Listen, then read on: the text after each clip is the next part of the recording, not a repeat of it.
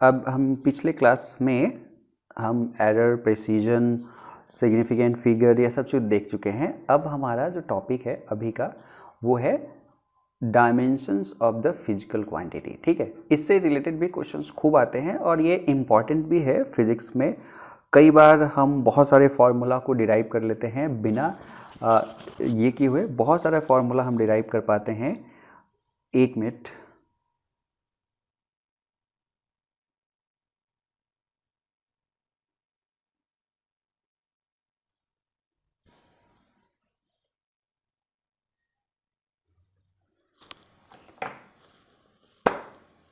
Welcome back. अब हमारा आज के लेक्चर में जो नया टॉपिक है वो dimensions of the physical quantity है। डायमेंशन से कहीं ना कहीं आपका जो लेना देना रहेगा वो ये रहेगा कि किसी भी फिजिकल क्वांटिटी का नेचर क्या है। ठीक है, नेचर क्या है, उसमें लेंथ का नेचर है। जैसे आप सपोज करो कि मैं कुछ भी कहूँ, हाइट कहूँ, डिस्टेंस कहूँ, डिस्प्लेसमेंट कहूँ, सभी में जो नेचर, एक नेचर है, फिजिकल नेचर है, वो लेंथ का है। ठीक है, मीटर में हम उसे मेजर करेंगे उसे, तो वही डायमेंशन है। ठीक है, तो डायमेंशनल एक तरह से कैरेक्टरिस्टिक्स ऑफ फिजिकल क्वांटिटी को रिप्रेजेंट करता है और इससे बहुत सारे इंपॉर्टेंट इसका एप्लीकेशन भी है। तो मेन इसके एप्लीकेशन तक हमें पहुंचना है इसके इंट्रोडक्शन के बाद में। देखो, the nature of physical quantity is described bye it's dimension. उसका नेचर को हम किससे डिस्क्राइब करते हैं? डायमेंशन से। ठीक है, और नेचर से मतलब क्या है? वो जैसे वेलोसिटी को मैं कहूँ तो उसमें लेंथ और टाइम दोनों का नेचर एक तरह से इनहेरेंट है, उसमें दोनों चीज़ इन्वॉल्व है। ठीक, तो इसलिए वेलोसिटी को कहा जाता है कि यदि हम डिस्प्लेसमेंट अपॉन टाइम कर दे तो वेलोसिटी हो जाएगा। ठीक है, तो इसमें लेंथ और टाइम दोनों का नेचर एक तरह से मिक्स्ड है। ठीक, तो उस तरह के नेचर की बात किया जा रहा है। तो all the physical quantities represented by derived unit can be expressed in terms of some combination of 7 fundamental और बेस क्वांटिटी। जितने भी डिराइव्ड क्वांटिटी फिजिकल क्वांटिटी है उसको कहीं ना कहीं हम जो 7 फंडामेंटल बेस क्वांटिटी है उसके टर्म्स में लिख सकते हैं। जैसे वेलोसिटी डिराइव्ड क्वांटिटी है, लेकिन डिस्टेंस जो है और जो टाइम है ये फंडामेंटल है और इसके टर्म्स में हम इसको एक्सप्रेस कर पाएंगे। We shall call these basic quantity as 7 dimension of the physical world, which are denoted with, जो कैपिटल लेटर से हम उसे अक्सर डिनोट कर देते हैं, तो हम उसको डिनोट कर लेंगे कैपिटल लेटर से और बाकी सब चीज़ को डिराइव करने की कोशिश करेंगे। ठीक, तो स्क्वायर ब्रैकेट से हम उसे अक्सर रिप्रेजेंट कर देते हैं और स्क्वायर ब्रैकेट से रिप्रेजेंट करने का क्या मीनिंग होता है उसको हम देखते हैं। ठीक है, स्क्वायर ब्रैकेट से ऐसे रिप्रेजेंट कर देते हैं, जैसे length has the dimension of, जैसे ऐसा लिख देंगे, एक ब्रैकेट ऐसे, बड़ा ब्रैकेट ऐसे देंगे और उसमें एल लिख देंगे, तो ये डायमेंशन ऑफ लेंथ हो गया। मास का एम हो गया, टाइम का टी हो गया, जो मैकेनिक्स में सबसे ज़्यादा यूज होगा। ठीक है, बाकी सब चीज़ का हम देखेंगे। इलेक्ट्रिक करंट का ए से देख लेंगे, थर्मोडाइनमिक टेम्परेचर का के से देख लेंगे, ल्यूमिनस ऑफ जो इंटेंसिटी है वो सी डी ऐसे करके देख देंगे, अमाउंट ऑफ सब्सटेंस को मोल से लिख देंगे, इस तरह से लिख देंगे। ठीक है, तो dimension of a physical quantity are the power और exponent to which the base quantities are raised to represent that quantity. ठीक है, डायमेंशन वही होता है। जैसे अभी कहने का मतलब किसी, जैसे लेंथ का स्क्वायर, ऐसा इसका मतलब ये हो गया कि इस पे जो रेज आप पावर कर रहे हो वही। ठीक है, बेस क्वांटिटी पे। Note that using the square bracket round quantity means that we are dealing with the dimension of the quantity. ठीक है, जहाँ पर भी इस तरह का ब्रैकेट रहेगा तो हम डायमेंशन क्वांटिटी से क्या कर रहे हैं, डील कर रहे हैं, ये समझना है। In mechanics all the physical quantity can be written in terms of the dimension L, M and T. जो मैकेनिक्स का पार्ट है, जो मैकेनिक्स का पोर्शन है, उसमें लगभग जितने भी आप फिजिकल क्वांटिटी देखोगे वो इन्हीं तीनों के टर्म्स में रिप्रेजेंट किया जा सकता है। ठीक है, for example the volume occupied by the object is expressed as the product of length, breadth and height. तीनों में जो डायमेंशन है वो क्या है? लेंथ का ही है। तो हम उसमें length into length into length L Q हो गया, या एल क्यू ऐसे रिप्रेजेंट कर दिए, तो हमने तब कहेंगे कि जो वॉल्यूम है उसका डायमेंशन एल क्यू है। ओके, बहुत सिंपल है ये topic. As the volume is independent of the mass and time, volume, इसमें ये भी चीज़ देखिए, एल क्यू का मतलब ये भी है कि इसमें एम का टर्म और टी का टर्म है ही नहीं, ये दोनों जीरो है, मतलब मास और टाइम से इंडिपेंडेंट है, ये भी रिप्रेजेंट कर रहा है। तो नेचर देखो रिप्रेजेंट कर रहा है कि वॉल्यूम मास और टाइम से इंडिपेंडेंट है, सिर्फ लेंथ पे डिपेंड कर रहा है और वो भी 3 पावर उसमें है, ठीक है। तो हम इसको as the volume is independent of mass and time it is said to possess 0 dimension in mass and 0 dimension in time. जैसे मास और टाइम पे इंडिपेंडेंट है तो हम कहेंगे 0 डायमेंशन मास का है और टाइम का भी 0 डायमेंशन है and 3 dimension in length, length में 3 डायमेंशन है इसका, ठीक है। वो रेज करके ऐसे लिख देते हैं एल की, ठीक है। ये चीज़ आप जानिए। सिमिलरली जैसे फोर्स है, product of mass and acceleration है, तो मास एंड एक्सेलरेशन, मास तो फंडामेंटल है तो उसका तो एम आप लिख पाओगे, लेकिन यहाँ पे एक्सेलरेशन फंडामेंटल नहीं है, अगेन डेरिवेटिव है। तो ये क्या होता है, वेलोसिटी अपॉन टाइम होता है। तो वेलोसिटी अपॉन टाइम, टाइम के लिए तो डायमेंशन है लेकिन वेलोसिटी अभी भी एक्सप्रेस करना पड़ेगा, वो होता है डिस्प्लेसमेंट अपॉन टाइम। तो लेंथ अपॉन टाइम उसका हो गया, सब मिला के एम और ऊपर एल हो गया, नीचे टी स्क्वायर हो गया। तो इसको कह सकते हो एम एल स्क्वायर और नीचे हो गया टी स्क्वायर, ऊपर जाके ये -2 बन जाएगा। तो M L square T to the power -2 हम इसे लिख सकते हैं किसको, फोर्स के डायमेंशन को। तो ये एकदम सिंपल ऐसा है और इसका एप्लीकेशंस बड़ा बहुत ही इंपॉर्टेंट है, इस वजह से ये चीज़ को इसको पढ़ना ज़्यादा ज़रूरी है। ओके, तो हमने देख लिया यहाँ पे कि किस तरह से डिफरेंट फिजिकल क्वांटिटी को के डायमेंशन को हम रिप्रेजेंट करेंगे और मैकेनिक्स में सिर्फ 3 चीज़ को हम ध्यान रखेंगे, एम एल और टी को। तो यही चीज़ उसने कह दिया कि इसको लिखा कैसे गया, उसको पढ़ेंगे कैसे। The dimension of force are M L और अपॉन टी स्क्वायर है जिसको एम एल टी -2 ऐसे लिखेंगे। और 10 हम कहेंगे force has 1 dimension in mass, 1 dimension in mass, इस पे पावर 1 है, 1 डायमेंशन इन लेंथ, लेंथ में 1 डायमेंशन है and -2 dimension in time, -2 dimension in time. तो इसका एक नेचर रिप्रेजेंट हो रहा है कि क्या क्या चीज़ इसमें बेस क्वांटिटी इन्वॉल्व है। The dimensions in all other base quantities are 0। बाकी जितने भी है, जैसे आपने टेम्परेचर का देखा और करंट का देखा, उन सब से उसका कोई डायमेंशन इसमें इन्वॉल्व नहीं है, तो उस पर कोई डिपेंडेंसी नहीं है। तो ये भी एक बहुत इंपॉर्टेंट इन्फॉर्मेशन हमें मिल रहा है कि इसकी डिपेंडेंसी बाकी चीज़ों पे नहीं है, सिर्फ इन तीन चीज़ों पे। Okay, note that in this type of representation the magnitude are not considered. इसमें मैग्नीट्यूड को हम कंसीडर नहीं करते डायमेंशन में, ठीक है। जैसे यदि F equal to 2 times of M into mass times of acceleration होता, एम इंटू ए होता, तो इसका डायमेंशन भी स्टिल यही रहता, उसमें मैग्नीट्यूड को शामिल नहीं करते। It is the quality of the type of physical quantity that enters. ये डायमेंशन में सिर्फ क्वालिटी ऑफ टाइप ऑफ जो फिजिकल क्वांटिटी है वही एंटर करता है, ठीक है। Thus a change in velocity, initial velocity, average velocity, final velocity, ये सारे के सारे का डायमेंशन सेम ही होगा। Okay, are all equivalent in the context of dimension, ठीक है। Since all this quantity can B express as a length, time and ये के डायमेंशन में लेंथ अपॉन टाइम में हम रख सकते हैं, ठीक है। तो चेंज इन वेलोसिटी का है तब भी velocity, initial velocity, final velocity, वो वेलोसिटी है तो एक नेचर हो गया, तो उसका एल टी -2 ऐसे दिखा दे, ठीक है। अब आपने देखा कि फिजिकल क्वांटिटी को हम किस तरह से डायमेंशन के फॉर्मेट में लिखेंगे और वो इन्फॉर्मेशन क्या देता है वो चीज़ हम जान गए। अब हमारा हो गया कि डायमेंशनल फॉर्मूला क्या होगा और डायमेंशनल इक्वेशन क्या होता है, ठीक है। तो डायमेंशनल फार्मूला और डायमेंशनल इक्वेशन क्या होता है वो चीज़ हम देखेंगे। देखो, the expression which shows how and which of the base quantity represents the dimension of physical quantity is called the dimensional formula. जैसे ये पूरा एक डायमेंशनल फार्मूला हो गया, पूरा M0 LQ T0, मतलब 0 इन मास, 0 dimension in mass, 3 dimension in length और 0 dimension in time है, ठीक है। तो डायमेंशन, ये वॉल्यूम का ये एक तरह से क्या हो गया, डायमेंशनल फॉर्मूला हो गया। Okay, and that the speed and velocity, speed और वेलोसिटी का हम क्या देखेंगे, वेलोसिटी मतलब L/T, तो L T -1 हो गया और M में कुछ भी नहीं है तो M0, ये डायमेंशनल फॉर्मूला वेलोसिटी का हो गया। तो ठीक है, एक्सेलरेशन का हम देखेंगे तो ML -3 हो जाएगा, that is of the mass density. तो एक तरह से हमारे पास डायमेंशनल फॉर्मूला जो हो गया वो ये फॉर्मेट हो गया टोटल, ठीक।